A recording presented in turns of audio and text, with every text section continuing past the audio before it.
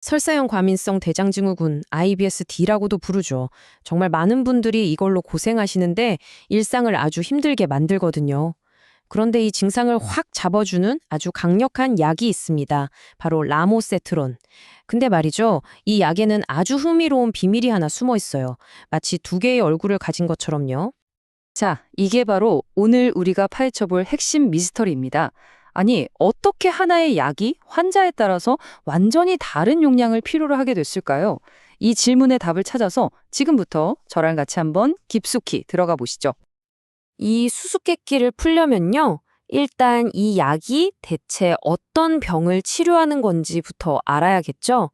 바로 설사형 과민성 대장증후군. 문제의 본질을 알아야 해결책도 보이는 법이니까요.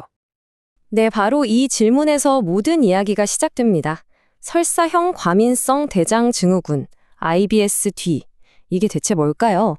어쩌면 여러분이나 주변 분들이 겪고 있을지도 모르는 흔하지만 정말 고통스러운 질환이거든요. 그 정체부터 한번 살펴보겠습니다. IBS-D는요, 그냥 배가 좀 아프다, 이런 수준이 아니에요. 만성적인 복통에 시달리고 배변 습관이 완전히 뒤죽박죽이 되죠. 잦은 설사 때문에 약속 잡기도 무섭고 외출하는 것 자체가 스트레스가 됩니다. 사회생활에 큰 제약이 생기는 거죠. 이게 또 아시아 인구의 최대 15.6%가 겪고 있다고 하니까 정말 많은 분들이 이 고통을 안고 사는 거예요. 삶의 질을 뚝 떨어뜨리는 절대 가볍게 볼 질환이 아닙니다. 자, 바로 이 골치 아픈 문제에 대한 아주 똑똑한 해결책으로 라모세트론이 등장합니다. 이 약이 어떻게 우리 장의 신경 시스템을 말하자면 해킹해서 증상을 조절하는지 그 원리를 한번 들여다보죠. 이거 정말 놀라운 사실인데요. 보통 우리 기분을 조절한다고 알려진 신경 전달 물질 있잖아요. 세로토닌. 이 세로토닌의 약 95%가 뇌가 아니라 바로 우리 장에 있다는 사실 혹시 알고 계셨나요? IBS-D는 바로 이 장 속에 있는 세로토닌이 너무 과하게 활동해서 생기는 문제랑 아주 깊은 관련이 있습니다. 라모세트론이 바로 이 세로토닌 OH3 수용체 기량제라는 건데요. 이름이 좀 어렵죠. 아주 쉽게 말하면요. 우리 장에서 막 과속 질주하는 세로토닌 신호에 브레이크를 딱 걸어주는 역할을 하는 거예요. 이 브레이크 덕분에 모든 게 다시 정상 속도로 돌아오는 거죠. 작동 원리는 아주 명확해요. 1단계, 과활성화된 세로토닌 신호가 장을 너무 활발하게 만들어서 설사를 유발해요. 그럼 2단계, 라모세트론이 OHT3 수용체를 딱 막아서 이 신호를 끊어버리는 거죠. 그 결과 3단계, 대변이 장을 통과하는 속도가 느려지고 직장의 예민함도 줄어들고요. 마지막 4단계, 결국 통증이나 불편감, 설사 같은 고통스러운 증상들이 싹 완화되는 겁니다. 정말 정교한 메커니즘이죠. 자, 이제 드디어 이야기의 핵심으로 들어가 보겠습니다. 이렇게 효과적인 약이 대체 왜 남성과 여성에게 서로 다른 용량으로 처방되는 걸까요? 바로 여기에 오늘 이야기의 하이라이트가 숨어 있습니다. 라모세트론의 역사를 쭉 훑어보면 그 단서를 찾을 수 있어요. 1996년에 일본에서 처음 나왔을 때는 항암 치료 부작용인 구역질이나 구토를 막는 약이었어요. 그러다가 2008년에 남성 IBS-D 환자를 위한 5마이크로그램짜리 치료제로 승인을 받게 됩니다. 근데 문제가 여성에게는 효과나 부작용이 좀 다르게 나타났던 거예요. 그래서 마침내 2017년 여성에게 딱 맞는 최적의 용량을 찾기 위한 아주 결정적인 임상시험이 시작됩니다. 그리고 그 임상시험의 결과가 바로 이겁니다.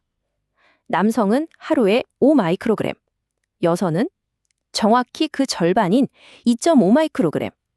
이렇게 명확하게 용량이 둘로 나뉜 거죠.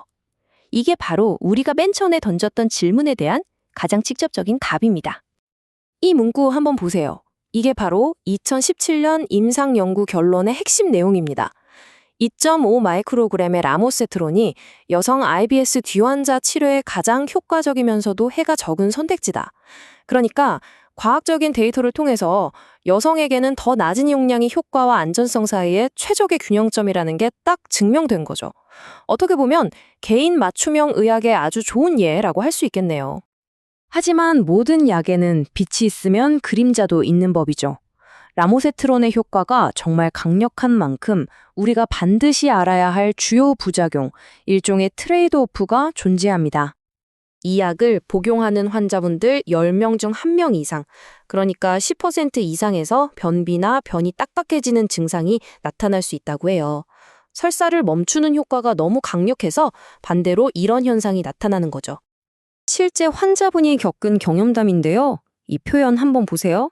갑자기 염소똥처럼 몇 개만 나오고 말았어요. 와, 정말 생생하지 않나요? 약물의 효과가 실제로 어떻게 느껴지는지 아주 직관적으로 와닿게 하는 표현입니다. 그래서 이 안전성 정보가 정말 중요합니다. 대부분은 그냥 좀 불편한 변비 수준이지만 아주 드물게 0.1% 미만에서는 허혈성 대장염 같은 심각한 문제로 이어질 수도 있거든요. 그러니까 만약에 갑자기 배가 더 아파지거나 없던 복통이 생기거나 직장에서 피가 나는 것 같은 증상이 나타나면 그 즉시 약 복용을 멈추고 전문가와 꼭 상의해야 합니다. 이건 정말 중요해요. 결국 라모세트론 처방은 일종의 계산된 선택이라고 할 수 있습니다. 의사들은 이 약의 강력한 효과와 잠재적인 위험 사이에서 아주 신중하게 저울질을 해서 처방을 결정하는 거죠. 자, 이 복잡해 보이는 의사결정 나무를 좀 보세요.